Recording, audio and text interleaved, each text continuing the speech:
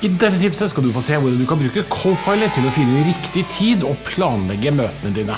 Ja, endelig så slipper du frustrasjonen med å organisere møter. Så ikke gå glipp av denne, følg med.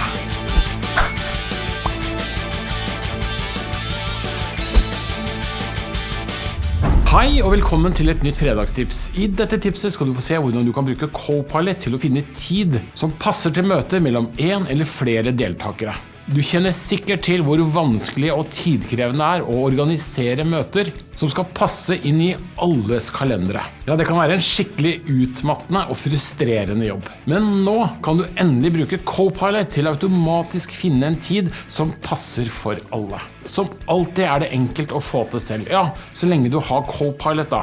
Og har du ikke Copilot, så kan det være gøy å se hva du går glipp av. Bare se her.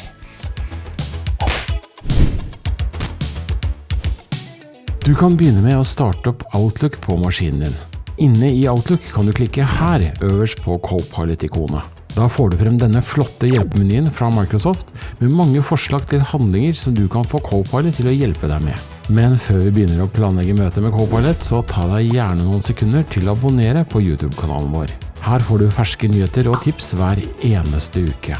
La oss starte med å gjøre Copilot-vinduet litt bredere, slik at vi får litt mer plass til svarene fra Copilot. Klikk her på ikonet med den lille pilen øverst til høyre her oppe på menyen.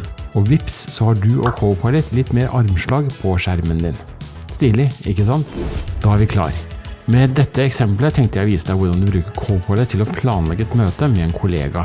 Her skal Copilot automatisk sette opp en tid som passer for oss begge. Målet å unngå frustrasjon og påkjenninger å finne ledig tid i kalenderen, og slippe å koordinere dette med kollegaen din frem og tilbake. Så la oss sette Copilot på saken. Du kan starte med å klikke her på planlegg som du finner cirka midt på vinduet til Copilot. Deretter velger du hvem av kollegaene du ønsker å finne tid for å møte her på listen. Når det er gjort, kan du kanskje definere når du ønsker at møtet skal finne sted. Her velger jeg i løpet av denne uken. Det blir bra.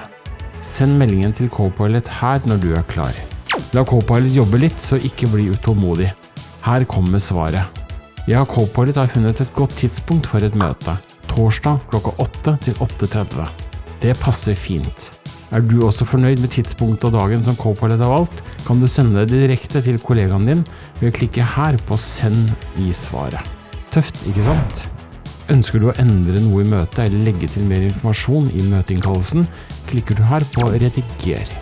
Da får du opp en standard møteinformasjon som du kan oppdatere og endre som du vil før du sender invitasjonen.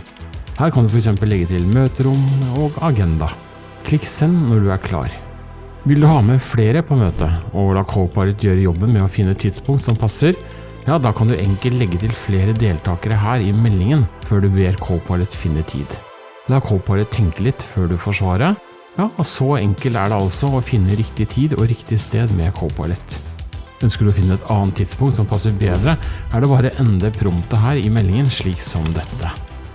La Copilot jobbe litt igjen, og vips, så har du et nytt forslag som kanskje passer bedre. Klikk send dersom du er fornøyd. Smart, ikke sant?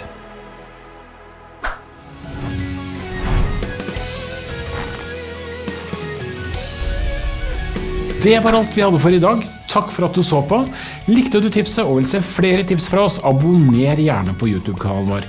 Eller følg bloggen vår, vi kommer med ferske nyheter og tips hver eneste uke.